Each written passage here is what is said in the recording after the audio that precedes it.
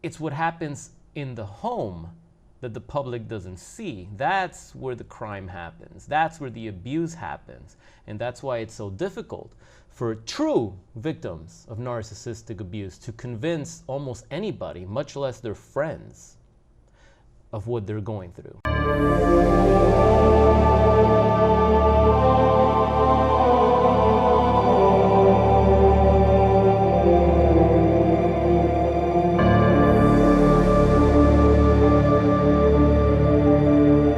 Yo, welcome back, friends, to Psychopath Exposure.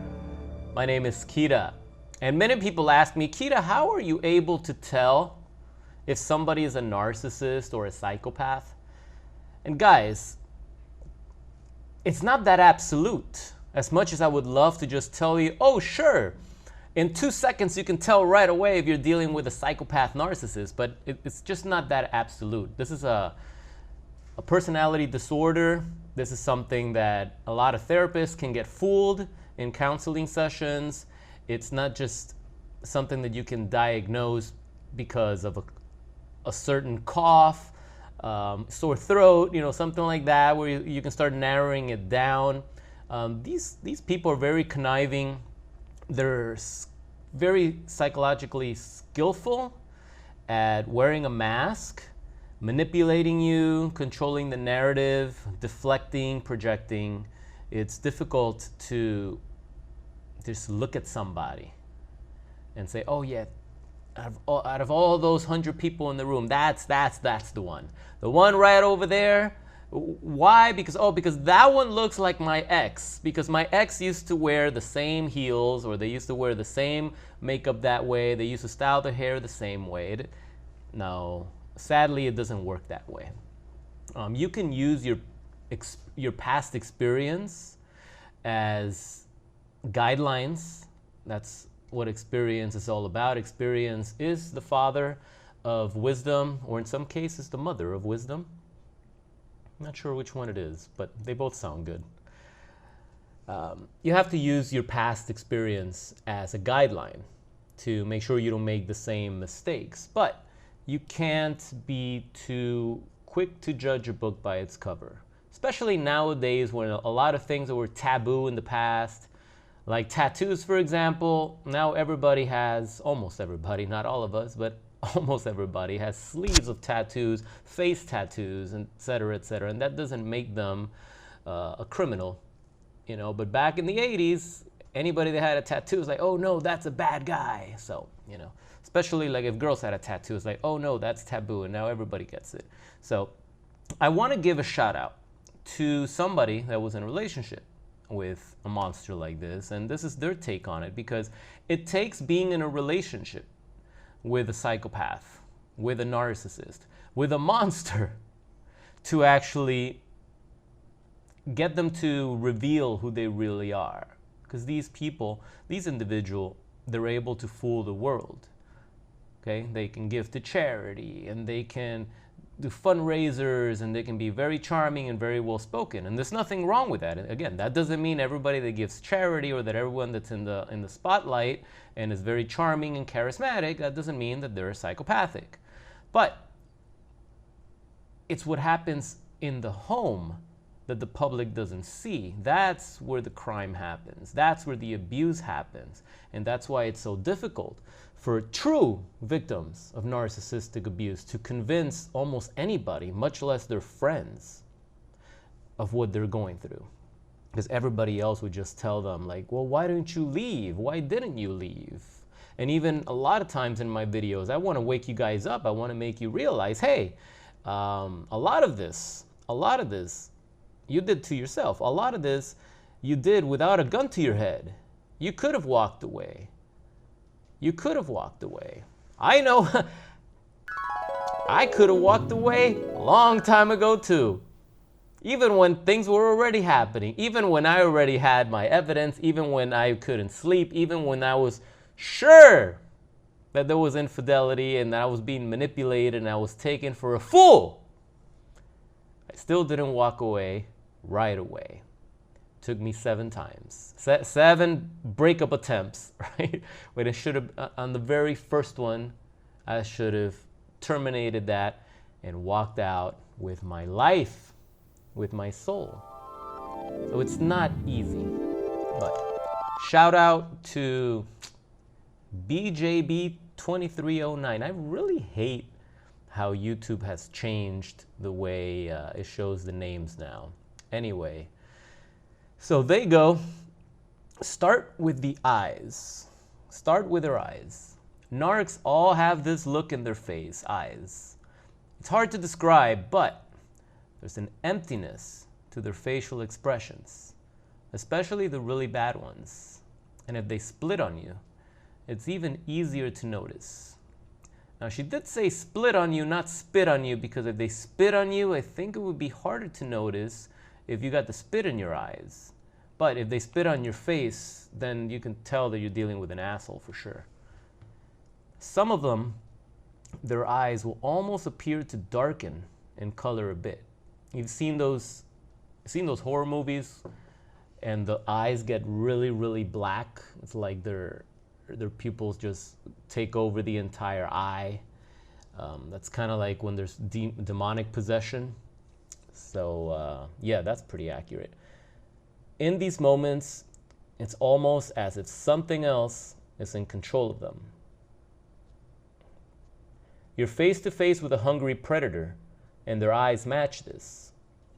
Start learning these facial cues, as well as noticing they all have cycles they repeat. And you may be able to spot them within a few encounters. And you see, that's the thing. Once you notice a pattern of behavior, of abusive behavior, especially like that, where their eyes change, and it feels like if they're demonically possessed, almost. And now, mind you, let's make sure that we're not mixing alcohol or drugs into this, because a lot of victims of narcissistic abuse are also dealing with an addict or an alcoholic.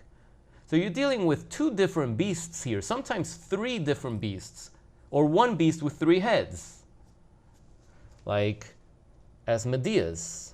Is that how you pronounce that demon's name? Asmodeus? I don't know. But I will figure it out. Finally, if you really want to know what they are, share with them a minor detail or two about your life that requires empathy to respond, and gauge their reaction. Maybe your pet is sick. A normal person will have some degree of empathy for this, and will likely have at least some compassion to their response, even if they don't want to hear about it. And that's the thing. You know, a true narc, however, won't really have much or any response to this, or this will be met with total dismissal or even meanness. And there you go. The narcissist is so caught up with themselves. It's all about them.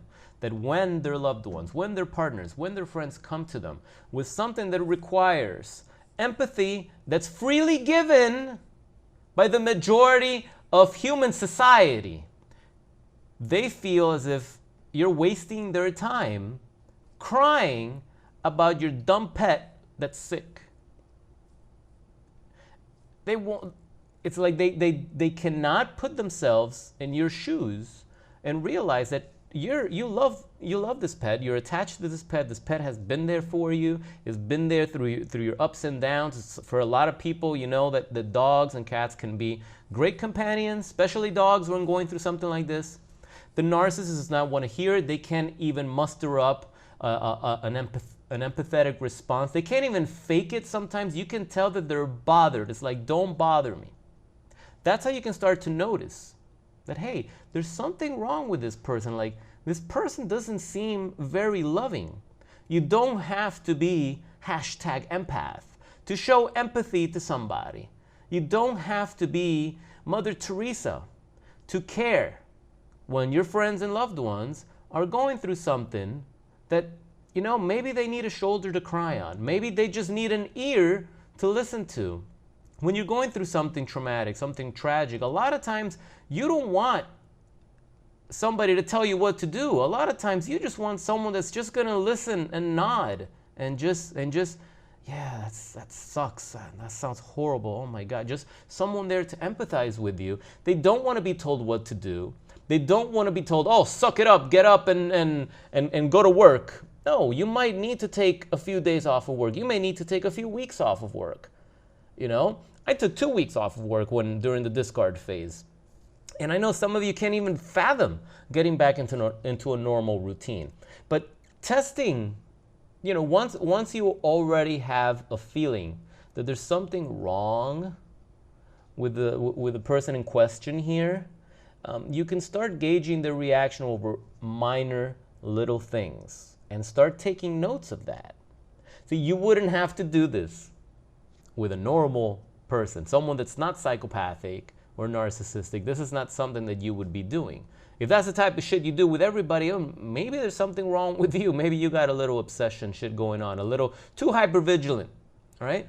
But this is not something normal people do. You wouldn't have to do this. I always say if you have to question if your partner's having an affair with you, if you have to question, if you're watching videos like this, if you're searching YouTube, if you're searching Google for patterns of what a cheating partner does, then it's already too late. They probably are already having an affair. But back to the comment. So with some, it will appear to be an almost scripted response. So if the narcissist tends to show some sort of, canned hallmark response, it's going to feel like it's scripted. It's not going to feel sincere. In the case of a high-functioning borderline or smart narcissist who can fake it. Yeah, exactly. And borderlines are very, very emotional, and they can say the right things, and they can mean those right things at the moment, or they can look as if they mean it at that moment, because they're very, very good at faking empathy. And that's why people fall for the trap time and time again, because it's so convincing that it touches that place in your heart. It touches you. No, my heart is not here, but I'm just touching something, because triggers can be everywhere, right? So you never know. They're touching a wound that hasn't healed, a wound that probably the narcissist itself caused, and it hasn't healed. They know how to touch that wound, right? They can make it really, really painful, or maybe that wound is attached to really sad, deeply melancholic emotions, where the idea of turning your back on them, even if they're your abuser, the idea of turning your back on your abuser brings you a sense of sadness, of melancholy. You get very, very emotional. There I go with the very, very's. I got to stop with the very, very's. You get to a place where you can't handle those feelings of melancholy. You can't handle the tears that you can't control at this point. Maybe because of some traumatic experience, some abandonment you experienced in childhood. And turning your back on your abuser, even though they're your abuser, hurts more than staying in the abusive relationship. That sounds crazy, doesn't it? But it's true. But it's the idea. See, everything's in our head. It's the idea, like, oh no, I can't bear the feeling of turning my back on them. I love them so much. They've gone through so much. We've been through so much. And yet you forget that they were cheating on you time and time again with the same person they told you that they had already stopped and that they were never going to do that again, and that they promised you they were going to change, and they did it again. They did it the very same night they told you that they weren't going to do it again. It's almost like an addict. Have you guys ever dated an addict or an alcoholic? I have. I promise I'm not going to drink again. That very same night, I got to go down to the grocery store, get some milk and cheese, and they disappear for 4 hours because where do you think they went? They went back to the bar and went back to the liquor store, and they couldn't face you, so they had to disappear. So to go back into the comment, casually ask about their upbringing. If mom and dad were absent and abusive, you've likely got yourself a cluster B disordered person. Once you've seen these traits, be very careful. Be very careful how much information or time you give them. If they're coworkers, they'll likely start criticizing you for being more quiet or distant. This will pass in time as they find a newer and more interesting source of supply than you. You are now in the court of narcissism. Anything you say or do will likely be used against you. Hope this helps. And yes, it sure does. I hope you guys got something from that comment. That's a very powerful comment. You have to look at the parents of a lot of these scumbags. You have to take a look at their moms. You got to take a look at their dads, if they have dads. A lot of these psychopaths were abused and abandoned by their fathers. Deadbeat dads, dipped. Okay?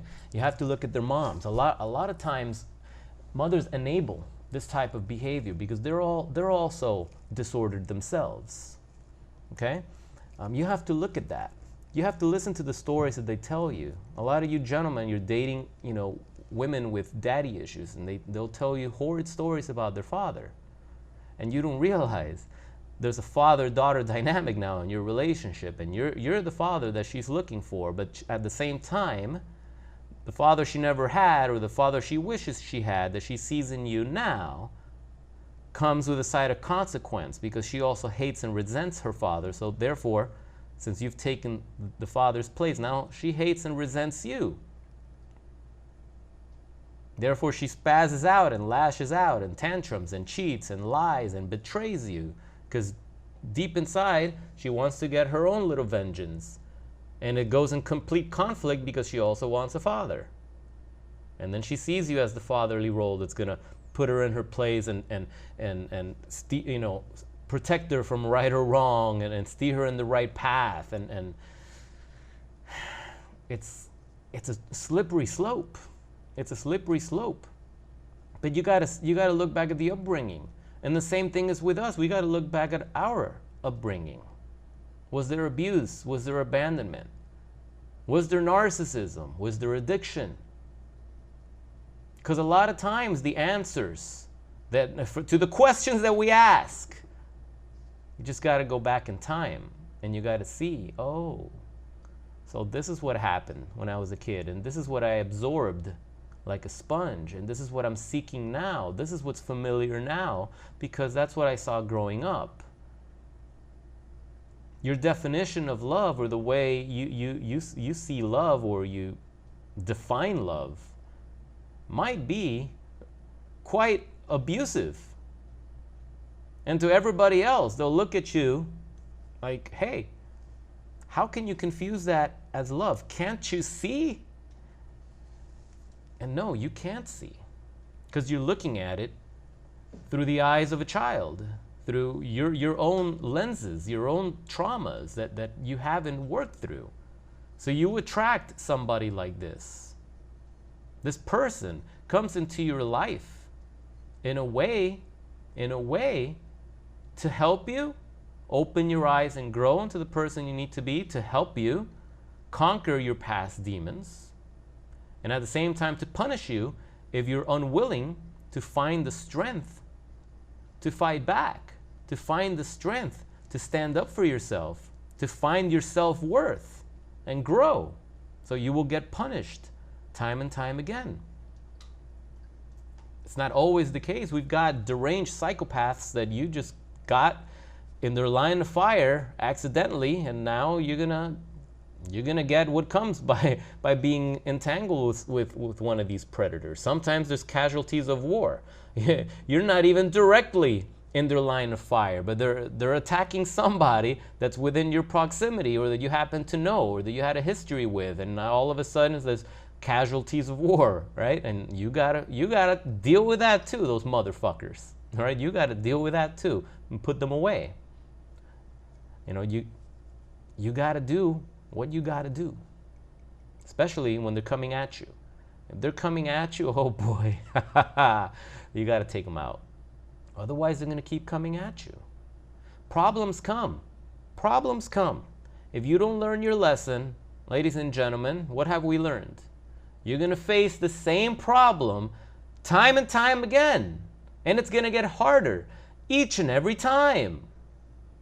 So do it now while it's easy. Because it will get harder next year, 5 years. Imagine staying with your abusive psychopath narcissist abuser for another year, for another 2 years. When you already knew, you already got your answers. It's not going to get any better, guys. It never does. So if you want to learn how to identify if you're dealing with a narcissist or a psychopath, you know, these are some of the ways that you can test them. And it's not rocket science to come up with a test like that or to pass a test like that.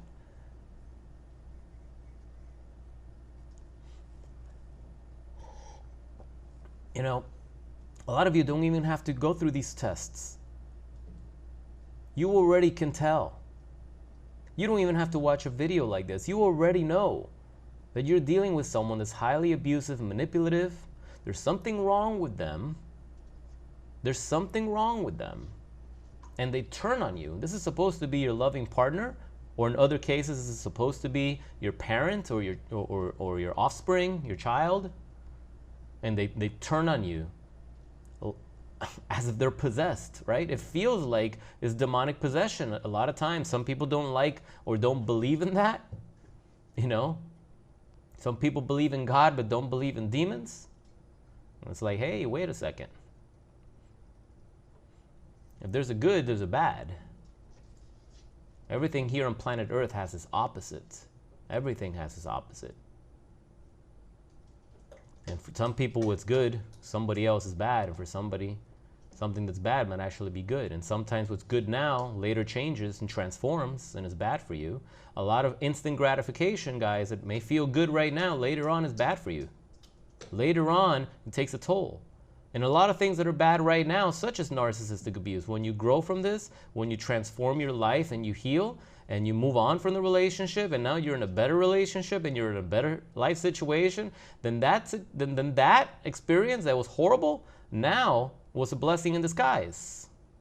Everything transforms, nothing's permanent. So, thanks for sending that in, guys. I hope you can see what I'm trying to say. It's time to wake up. It's time to wake up if you're in a situation like this. How much longer, how much time do you think you have? Think about it. Life's short. So that's it. That's all I got for today, really. I got a little bit of tea left and I got nothing else to say, but I will invite you to stay tuned for the next video right here on Psychopath Exposure. I almost forgot the name of my own channel, or I developed a stutter. I'm developing a stutter sometimes. Drop a like if you liked the video. And leave a comment if you agree with the commenter on their system of detecting a narcissist. Also, let us know if you got your own ways, your own methods to test these predators and see exactly, and test their loyalty, test their empathy, you know. All right, cool. Well, hope you guys are having a great day. I'm going to have to come up with a really cool outro because sometimes I just don't know how to end the video and I don't want to end it abruptly, but it's come to an end. So I will see you in the next video. All right. Say peace out later. Bye.